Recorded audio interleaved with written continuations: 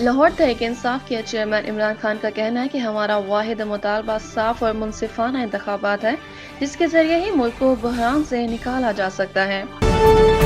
اسلام آباد utility stores پر branded گھی کی قیمتوں میں کمی کر دی گئی، قیمتوں میں کمی کا اطلاق فوری ہوگا۔ لندن وزیر اعظم شہباز شریف کی برطانیہ سے پاکستانی روانگی ایک بار پھر مؤخر ہو گئی، وزیر اعظم اب آج رات لاہور کے لیے روانہ ہوں گے۔ اسلام آباد چیف جسٹس عمر عطا بندیال نے ریکارڈنگ منصوبے پر باقاعدہ اتھارٹی اور حکومتی پالیسی بنانے کا مشورہ دیتے ہوئے کہا کہ ایک بار پالیسی بن جائے گی تو عدالت کے لیے فیصلے میں آسانی ہوگی۔ کینیا کے صحافی نے پاکستان میں منظر عام پر آنے والی صحافی ارشد شریف شہید کی مبینہ پوسٹ مارٹم رپورٹ مسترد کر دی۔